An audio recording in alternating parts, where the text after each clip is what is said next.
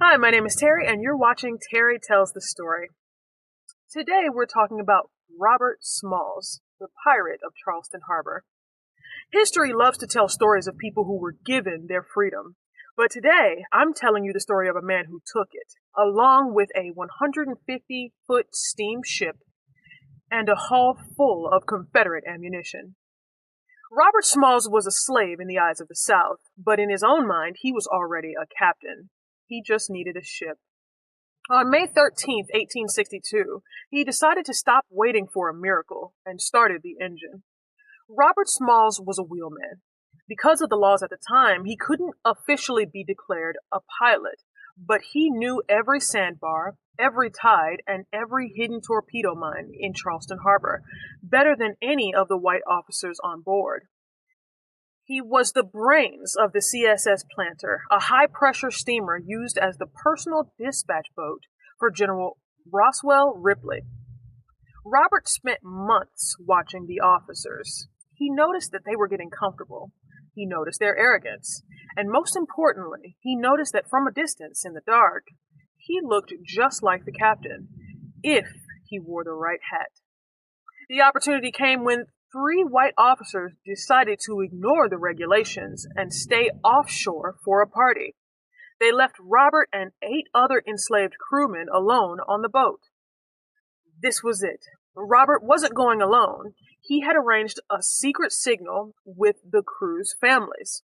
Under the cover of total darkness, they quietly eased the planter away from the southern wharf.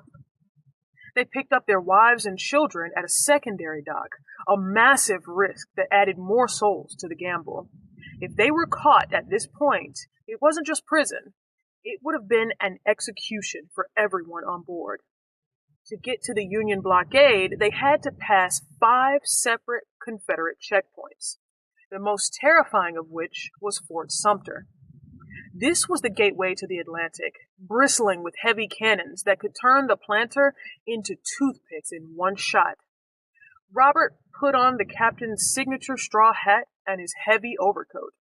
He stood in the pilot house, shadowed and tall. As they approached the fort at 4:15 a.m., the lookout called out. Robert didn't panic. He pulled the cord for the steam whistle, giving the secret Confederate code. 2 long blasts and a short one.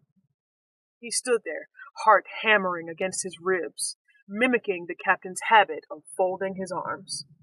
The sentinel at Fort Sumter looked down, saw the familiar silhouette and the correct signal, and shouted back, "Pass the planter!" Once they were out of range of Sumter's guns, the acting captain dropped the act. They hauled down the palmetto and Confederate flags. Robert's wife Hannah had brought along white bed sheets just for this moment.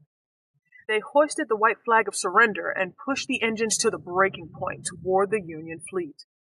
The Union ship USS Onward saw a Confederate steamer charging at them and prepared to fire. Just as the gunners were about to pull, the sun hit that white sheet. Robert stepped out onto the deck, took off that stolen hat, and surrendered his ship, the guns, and a book of Confederate secret codes to the Union Navy. Robert Smalls didn't just escape slavery, he became a hero of the North. He went on to pilot the planter for the Union in 17 different battles. He eventually went back to Charleston, not as a slave, but as a major general and a congressman. He even bought the house of his former slave master and lived in it until his death.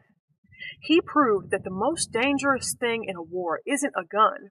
It's the person who has the courage to change the direction of the ship. So, the Spanish I'm going to be teaching you today is La Libertad. La Libertad. And that translates to the freedom. If you like this video or you learned something new, drop a like down below. If you have a specific topic that you'd like to see me cover, drop a comment